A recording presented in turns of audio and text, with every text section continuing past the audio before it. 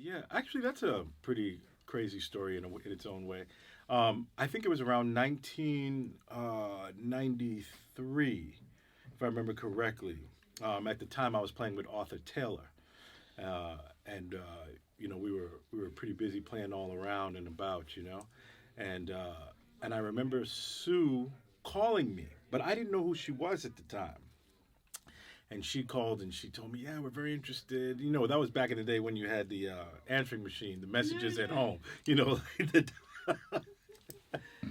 One of those phones, and I remember Sue left a message, and I don't know how the word got back to Arthur Taylor, but I remember, back in those days in the '90s, and of course earlier, when you played with a band, people like you to kind of be faithful to the band. You're committed to that band, and they didn't like you playing out with too many people. So I don't even know how Arthur Taylor got word of it, but he did, and he talked to me, and man, he said, no, man, you're playing with my band. You could only play with my band. So I think I think I had talked to Sue or left her a message, and I said thank you so much, but at the moment, I'm playing with Arthur Taylor's group, or so it was something of that of that nature. And then it wasn't until I was in Europe, about I think it was maybe 2 years later, with my own band, that I actually met Sue, and I still didn't know who she was. She came up to me and she said, "You're avoiding the band," and I was like, "Who are you?" I was like, "Who are you?"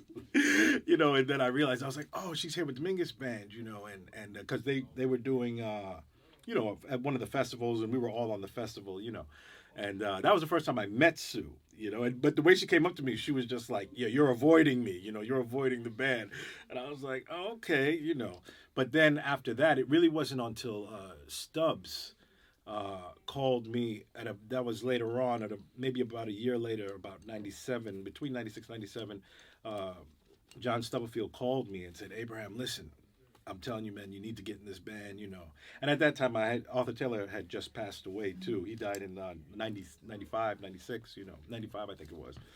And Sue, that's how I got hooked up with the band, and then I started going down, and I met Sue officially, and we hit it off. Talked about this. His writing, his writing was really on another level. The things he heard, but you can also hear the many the the great players that he loved and adored. You can hear it in his music because he's so rooted in like bebop. He's so rooted also in blues. And then he's got this Duke Ellington thing going on, and it's just in his sound.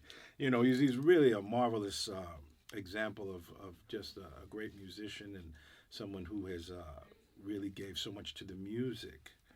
You know, so and that's just his writing. I'm a big fan of his writing, but his playing is killing too. He's just really very versatile musician, and he brought so much to the music, and he gives so much still, to all the musicians that are coming up now as well. People that are getting exposed to his music and stuff. Fabulous musician.